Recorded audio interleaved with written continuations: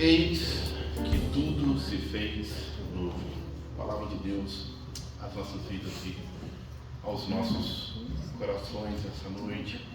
Então você acompanhe comigo a leitura da Palavra de Deus. Em dois textos, nós vamos ler dois textos. Eu confesso que hoje, muito mais do que um sermão comum, eu queria que fosse realmente uma conversa de fim de ano, assim, quando a gente junta a família, vamos falar assim, vamos fazer um balanço, vamos buscar meios, caminhos, maneiras de seguir adiante daquilo que o Senhor tem para fazer em nossas vidas. E quando eu preparava essa mensagem, eu tinha na mente principalmente esse texto, esse fez novo, porque ao chegar nessa época do ano, esse fim de ano, muitas emoções diferentes vêm à nossa mente e ao nosso coração. Leia comigo.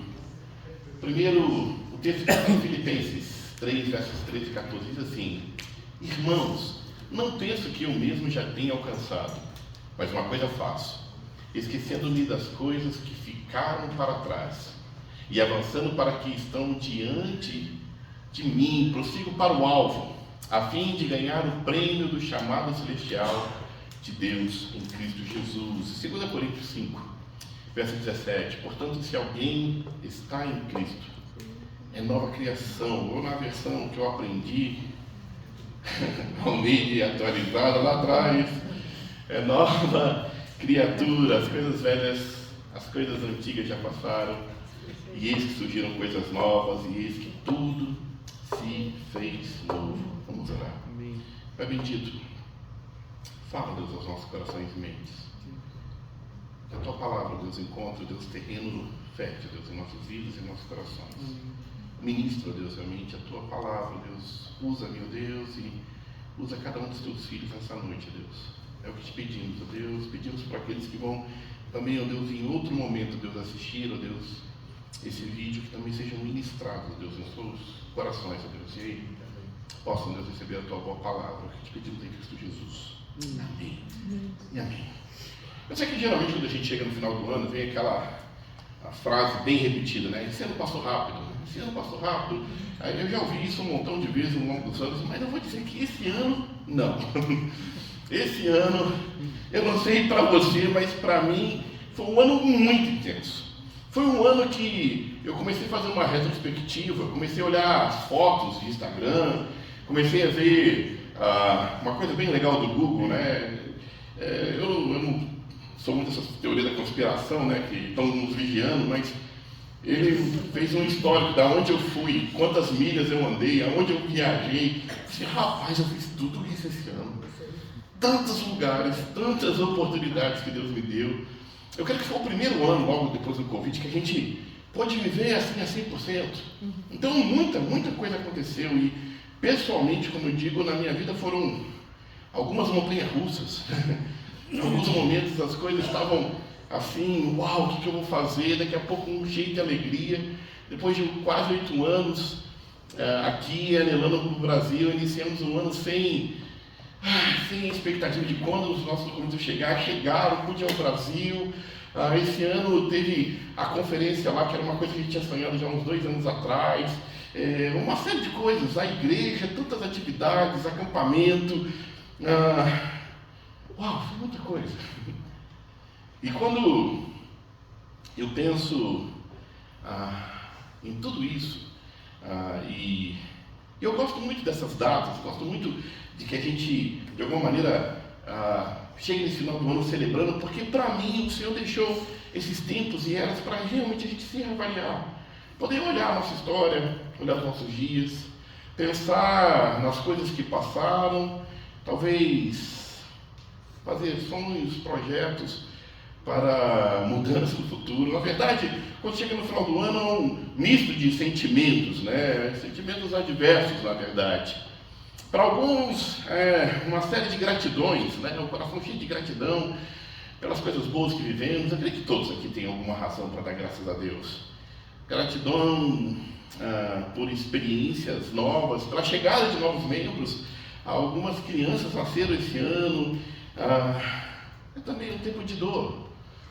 Quando a gente para pensar algumas perdas, algumas coisas que não conseguimos concluir, alguns projetos que não levamos à frente, a saudade de pessoas que partiram.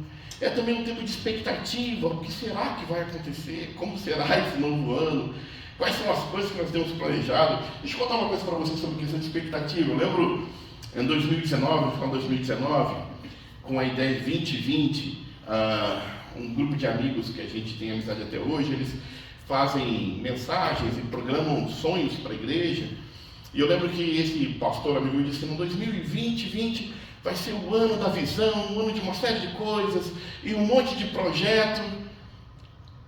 E o que acontece às vezes no fim de ano é que também a gente olha para nossas vidas e vê uma série de frustrações. 2020, todos que tinham planejado um montão de coisa enfrentaram o Covid.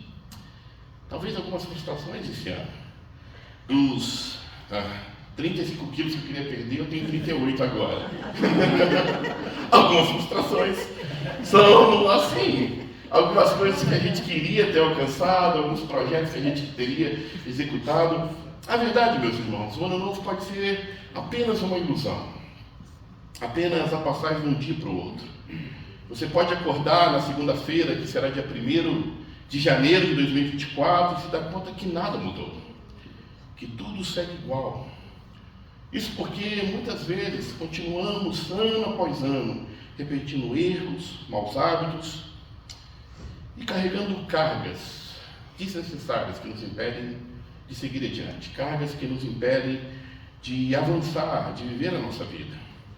É por isso que o apóstolo Paulo está dizendo isso à igreja, e eu exorto que também a cada um de nós nessa noite escute essa palavra vinda da parte de Deus, que é deixar ou esquecer as coisas que ficam para trás, é buscar mesmo no Senhor o que é esse novo de Deus, essa expectativa daquilo que Deus tem para as nossas vidas, para que de alguma maneira a gente possa experimentar a plenitude da boa vontade de Cristo com as nossas vidas. E eu digo para vocês algo que não é fácil. Não é fácil porque, novamente, quando a gente avalia talvez anos, desafios, algumas situações que a gente vai carregando ano após ano, eu percebo que muitas vezes em nossas vidas nós temos algumas prisões mentais. Essa imagem é uma imagem muito usada, talvez você já ouviu a ilustração sobre ela, né? Um cavalo amarrado na cadeira. Não começou assim. Quando mais novo, os cavalos, com toda a sua força, são amarrados a troncos muito fortes, com cordas muito fortes. E eles lutam, e eles tentam de todas as maneiras se livrar, mas não podem. Não podem porque eles não têm a força necessária, apesar de ser um animal muito forte. São colocados cabrestos, freios, são colocados uma série de prisões, grilhões, para que ele esteja ali amarrado e que ele obedeça, que ele seja domesticado até o ponto que ele deixe de lutar.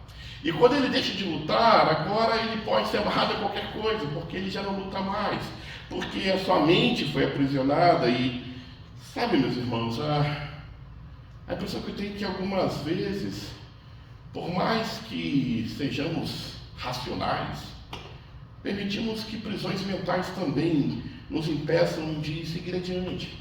Que algumas coisas sejam tão fortemente cauterizadas na nossa mente, no nosso coração, que passam anos, que passam dias, que, sabe, muitas vezes fazemos lá encontros com conselheiros, com psicólogos, e buscamos meios e outras maneiras, mas parece que algumas coisas não mudam. E isso tira a esperança do coração. Isso muitas vezes desanima. Será que realmente vale a pena? Quantas pessoas têm hoje questionado se vale a pena? Se vale a pena manter o casamento, se vale a pena manter a luta, porque as lutas não param, se vale a pena continuar investindo, se vale a pena. Infelizmente alguém, talvez aqui nessa noite, ou muitas pessoas ao longo desse mundo tenham questionado se vale a pena seguir vivendo. E isso é terrível, meus irmãos. E o Senhor quer nos libertar dessas prisões. Eu destaquei aqui duas prisões, queria falar só sobre duas. baseado nessa passagem que o apóstolo Paulo nos chama de deixar atrás. E a primeira delas tem a ver com o que eu vou chamar de saudosismo. E eu gosto muito de explicar a diferença de saudosismo e saudade, porque entender isso me libertou. Entender a diferença de saudosismo e saudade me ajudou muito. O rei Salomão escreveu isso, né? Não diga, porque os dias do passado foram melhores do que os de hoje, pois isso não é sábio fazer esta pergunta. Deixa eu explicar a diferença de saudade e saudosismo. Saudade é uma bênção. Saudade é me aproximar daquilo que eu amo. Saudade me permite estar próximo às pessoas que eu não tenho mais como ouvir a voz. É interessante isso, que algumas pessoas que já partiram, eu sou capaz de, na minha mente, ouvir a sua voz. Saudade é aquele momento especial que uma comida, sabe aquela comida que você come e fala assim, rapaz, eu voltei agora, lá atrás. Eu gosto demais daquele filme do Ratatouille, quando o chefe lá come, lembra dele criancinha comendo a comida da avó. Essa minha ida no Brasil, meus irmãos, eu comi. Mas que coisa boa foi comer o pastel de feira com caldo de cana. Gente, não tem igual. Já tentei comer os pastéis daqui, nada é comparado. Eu não sei se é aquela gordura já quase como óleo de carro, eu não sei exatamente o que é, mas saudade é algo bom. Saudade me faz sorrir. Sabe quando você começa a lembrar de uma coisa especial que você viveu e você ri? Eu amo de verdade, eu gosto demais desse negócio das memórias que todos os aplicativos agora fazem. Facebook, o celular, o Google, ele sempre manda e fala assim, olha onde você estava 5 anos atrás, olha onde você estava 4 anos atrás. É gostoso, é uma pena que isso não tenha há 20 anos atrás, acho que chega a uns 10, 12 anos talvez. E você olha e isso te alegra o coração. Agora, saudosismo, meus irmãos, é uma maldição na vida de muitos.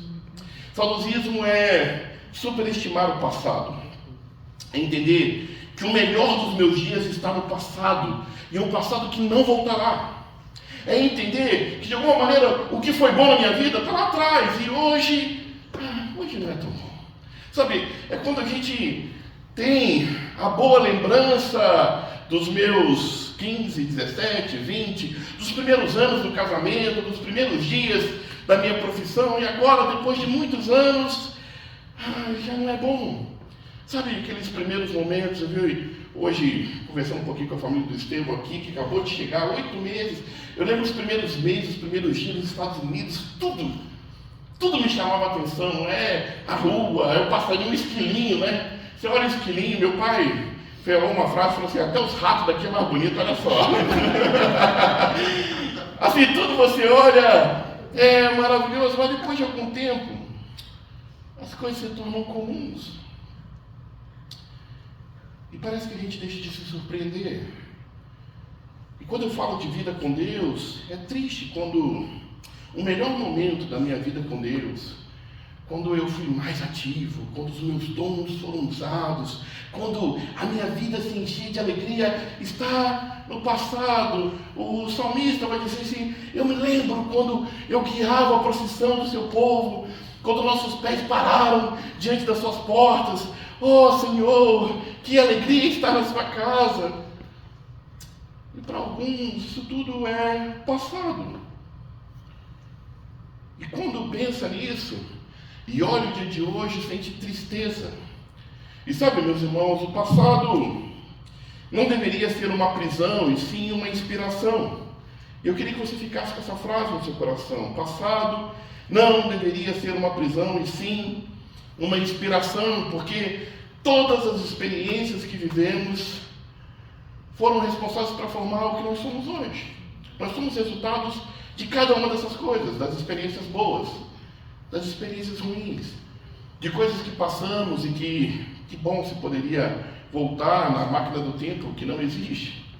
Algumas que foram difíceis demais, duras demais, mas que provaram que o cuidado de Deus sempre esteve presente na nossa vida. É tão maravilhoso quando nós caminhamos com o Senhor, e como eu disse, que saudade é lindo, porque até mesmo em Cristo Jesus, até mesmo a relação com as pessoas que já partiram, podem ter uma nova maneira de chegar, um novo sentimento, não de perda, de dor, mas de esperança. Porque em Cristo nós temos a firme esperança de que aqueles que passaram desta vida dormem com Cristo e um dia estaremos juntos na glória. Amém? Amém. Isso é maravilhoso. Poder alimentar o coração nessa firme esperança. Porque quando eu começo a me libertar dessa prisão mental de acreditar que é o passado, eu começo a ver o presente com a bênção de Deus, a tristeza muda para a gratidão e a esperança começa a nascer no meu coração. Eu começo a apreciar de modo especial cada uma das coisas que eu vivo. Eu contei essa experiência para muitas pessoas, e talvez você já ouviu. Há muitos anos atrás, um primo meu foi no Brasil. Ele tinha uns 10 anos nos Estados Unidos. E quando ele chegou lá, tudo que falava, ele falou assim, nos Estados Unidos é melhor. E eu fiquei bravo da vida quando eu mostrei o Cristo Redentor. Ele falou assim, rapaz, dúvida de ter um lugar tão bonito. Você não conhece. Aí falou o nome do outro lugar. Eu falei, você está de brincadeira comigo. E aquilo me irritou tanto, que nessa minha ida para o Brasil eu falei assim, eu não vou ser esse cara, que compara. E eu fui realmente com olhos de ver tudo como é bom. E eu fiquei impressionado. Eu comecei a reparar, sabe, os pastos com as vacas, eu reparei o céu, eu reparei a bagunça, as pessoas, a multidão. E eu comecei a agradecer e ficar feliz com tudo aquilo. E a minha irmã falou, você tá besta, né, menina? Mas é exatamente isso. Talvez seja essa a grande obra que Deus quer realizar em nossas vidas, quando os nossos olhos mudam e passamos a enxergar os bons presentes de Deus, daquilo que Ele tem feito hoje. E se o saudosismo é uma carga, existe uma outra que é muito pior. Uma prisão que fere talvez até muito mais, que é a raiz de amargura. Aqueles que em suas vidas estão cheios de mágoa e de rancor. Tem pessoas que de manhã já chupam um limão para evitar de sorrir, sabe? Chupam, fica com a cara zangada. Eu não digo que faz isso porque quer, mas a vida vai nos amargando. As experiências vão nos ferindo. E de repente a gente não se dá conta. Eu me lembro no livro de Ruth, numa das passagens que para mim são muito fortes na história de Ruth. Ruth perde seu esposo, perde seus filhos. Ela chega para suas noras e fala assim, me perdoe, Noemi. Noemi chega para suas noras e fala assim, olha, eu vou embora, eu não tenho mais filho, eu não tenho esposo, eu vou voltar para minha terra. Aí Ruth fala, não, eu vou contigo. Quando Noemi, que significa doce, encantadora, que significa agradável, chega a Israel, as pessoas lembram dela e falam assim, olha, Noemi está aqui. E ela fala assim, não me chame mais de Noemi, me chame de Mara. E Mara significa amarga. Quando Noemi fala isso, me dói o coração. Que às vezes realmente algumas experiências da vida nos amargam e nos tornam essa pessoa sem alegria. Quando isso chega ao nosso coração, nós estamos, talvez, muito obrigado, meu irmão, a borda de permitir que a raiz de amargura brote no nosso coração. Olha o que diz esse texto de Hebreus 12, verso 15, né? Cuidado, isso é muito importante. Tome cuidado para que ninguém se exclua da graça de Deus e que nenhuma raiz de amargura brote e cause perturbação, contaminando a muitos. A raiz de amargura tem dois efeitos, um interno e um externo. O interno, essa primeira parte, causa perturbação. Ela perturba a nossa vida, a nossa mente. Sabe, você chega a um ponto de crer que tudo realmente é contra você. Sabe, que as pessoas estão falando de você, que há alguma coisa que não gosta de você, você chega num ambiente, se sente talvez excluído, não bem recebido. Eu não estou dizendo que isso não possa passar, pode passar, mas muitas vezes, quando o nosso coração, a nossa mente está predefinida já, de alguma maneira, a olhar as coisas com maus olhos, meus irmãos, tudo perde o gosto, tudo perde o sabor. E quando fala de raiz de amargura, novamente, não é porque queremos, muitas vezes é porque elas foram sendo plantadas. Experiências difíceis, decepções, frustrações. E se ela tem uma causa interna, ela também tem uma causa externa. O texto diz contaminando a muitos, porque sem querer, sem perceber, nós começamos a espalhar também essa semente. Começamos, sabe, sem se dar conta. Alguém chega e fala bom dia por quê? O que tem de bom? E o Senhor é tão maravilhoso, que Ele olha para as nossas vidas e diz assim, na sua palavra, só Ele, só o nosso Deus, cura os de coração quebrantados e cuida das suas feridas. E essa palavra coração quebrantado, ela literalmente quer dizer um coração feito em 1000 pedaços. E às vezes, é exatamente assim que nos sentimos, como se o nosso coração estivesse em 1000 pedaços. Como se nós estivéssemos realmente tão esmagados por tudo que vivemos. E quando o Senhor fala que Ele é esse Deus, Ele não fala simplesmente para de uma maneira consolar, mas para dizer que Ele é esse Deus e que Ele tem todo o poder. A sequência do Salmo 147 é linda. É talvez um dos textos que também eu mais cito em minhas mensagens em todo o tempo. Ele determina o número das estrelas e chama cada uma pelo nome. E essa expressão de Deus é tão graciosa que Deus chama as estrelas, que nós julgamos infinito, pelo nome. E Ele segue dizendo, grande é o nosso soberano e tremendo é seu poder, é impossível medir o seu entendimento. Esse Deus de todo poder pode curar os nossos corações. Jesus, na sua manifestação pública, quando ele começa, eu li esse texto na nossa série de mensagens Nasceu o Salvador. Ele abre o livro do profeta Isaías, lê essa passagem do profeta Isaías e diz assim, o Espírito do Senhor está sobre mim, pelo que me ungiu para evangelizar os pobres, enviou-me para proclamar libertação aos cativos e restauração da vista aos cegos, para impor em liberdade os oprimidos e apregoar o ano aceitável do Senhor. Alguns teólogos gostam de destacar essas palavras como os 5 ministérios, grandes ministérios de Jesus, da evangelização, da proclamação da libertação, da restauração, da liberdade, da pregação das boas novas. E sabe, esse texto do capítulo 4 de Lucas, ele segue. A Bíblia diz que logo depois que Jesus termina de ler esse texto, ele guarda o rolo e todo mundo está olhando para Jesus. Aquela expectativa do que ele vai falar depois disso. E quando ele olha as pessoas, a primeira coisa que sai da boca do nosso mestre é: hoje se cumpriu a escritura que acabais de ouvir. Meus irmãos, escute bem. Quando nós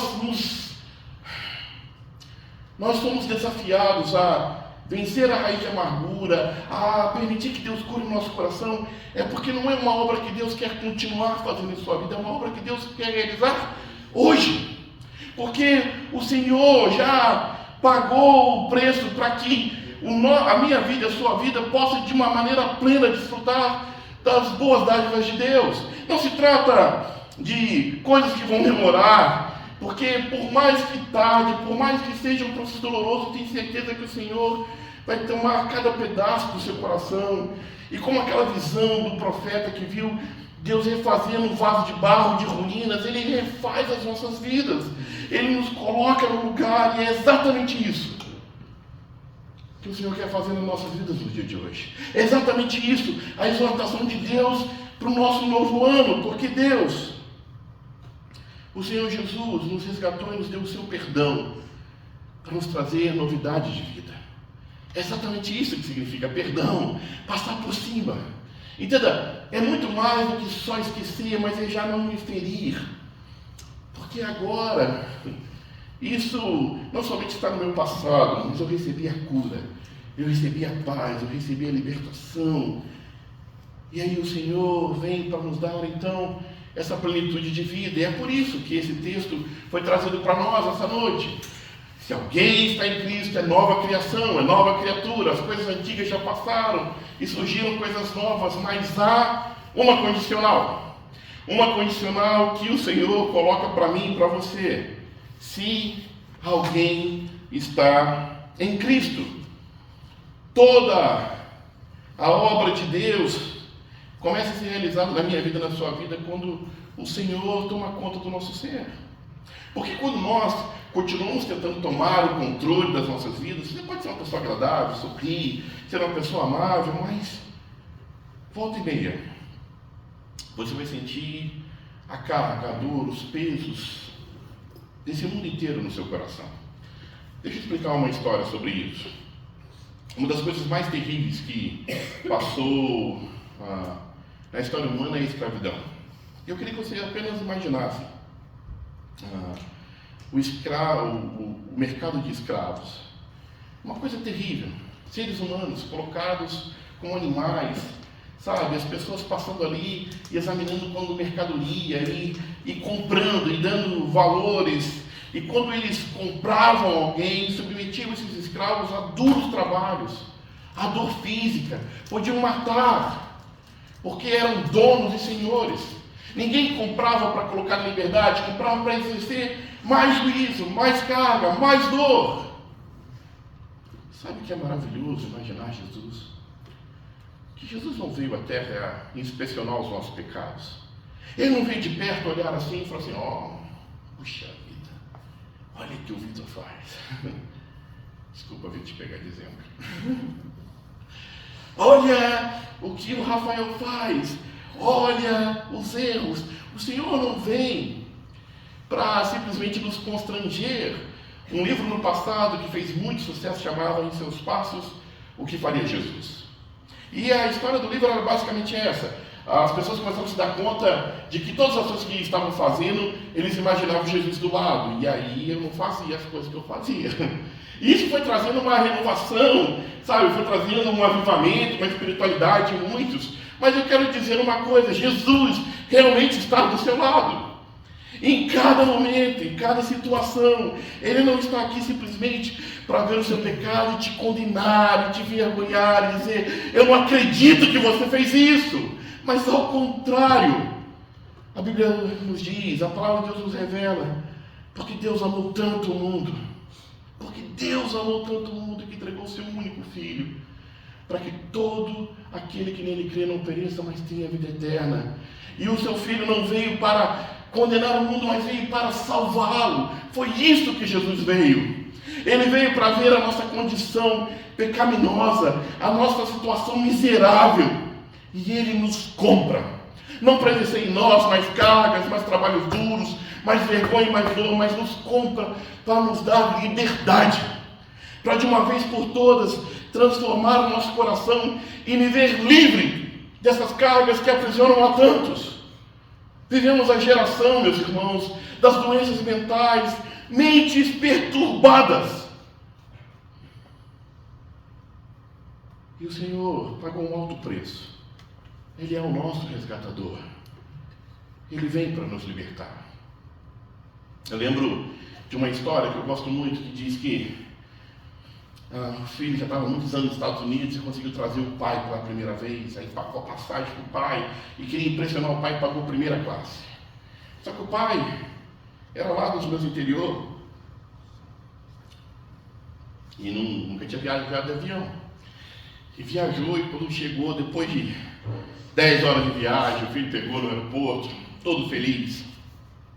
O pai abraçou o filho, muitos anos sem ver, e chorou, e virou para o filho e falou assim, meu filho, me dá alguma coisa para comer que eu estou morrendo de fome. Eu disse, mas pai, você veio de primeira classe. Eu falei assim, é mesmo? Passou lá champanhe, passou lá comida, passou camarão, passou um monte de coisa boa lá, e eu olhando aquele povo comer, e eu fiquei com uma fome danada. Mas pai, por que você não pegou Assim, eu não sabia se ia ter dinheiro para pagar. Eu falei assim, mas pai, estava tudo incluído na passagem.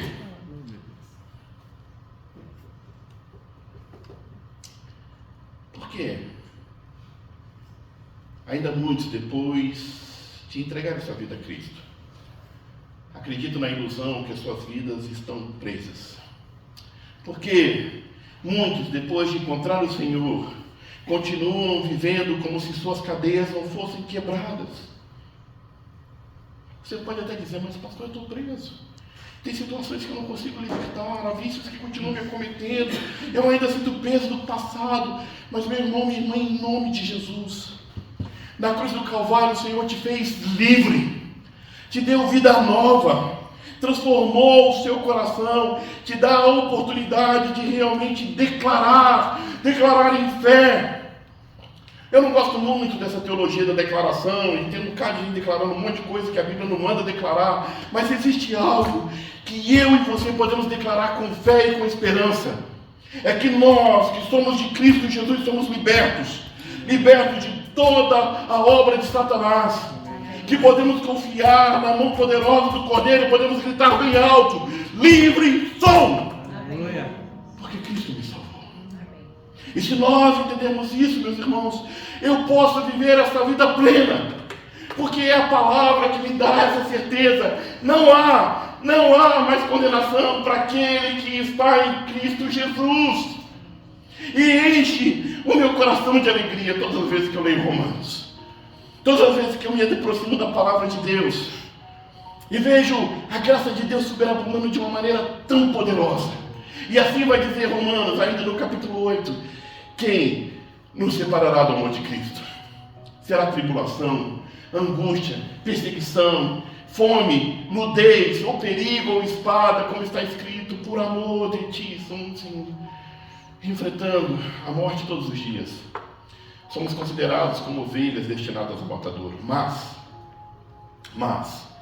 e essa condicional muda tudo, mas, em todas as coisas, somos mais que vencedores por meio daquele que nos amou, e muito nos amou, pois estou convencido de que nem a morte, nem vida, nem os anjos, nem demônios, nem o presente, nem o futuro, nem quaisquer poderes, nem altura, nem profundidade, nem qualquer outra coisa na criação será capaz de nos separar do amor de Deus que está em Cristo Jesus, o nosso Senhor. Glória a Deus por isso, meus irmãos, glória a Deus por isso.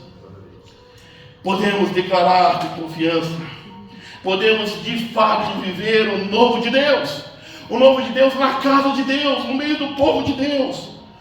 Escute bem, a igreja não te salva, mas ela te protege, ela te ajuda, ela te molda, ela te faz de alguma maneira ser desafiado a colocar em prática tudo aquilo que aprendemos na palavra. Você lembra que eu disse que o passado não deveria ser uma prisão e sim uma inspiração? Então se lembre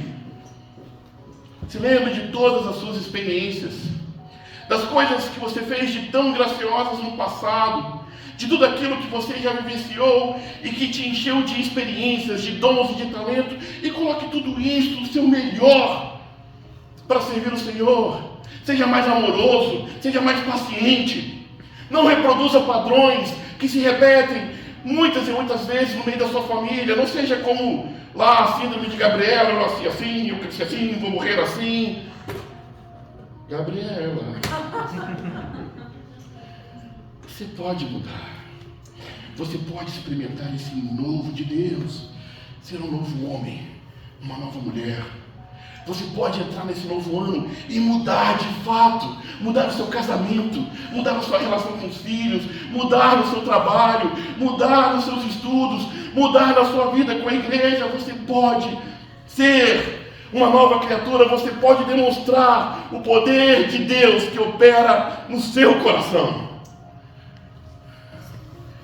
Pois em Cristo, meus irmãos e minhas irmãs, as coisas antigas passaram, e pelo seu imenso poder e pela sua graça, eis que tudo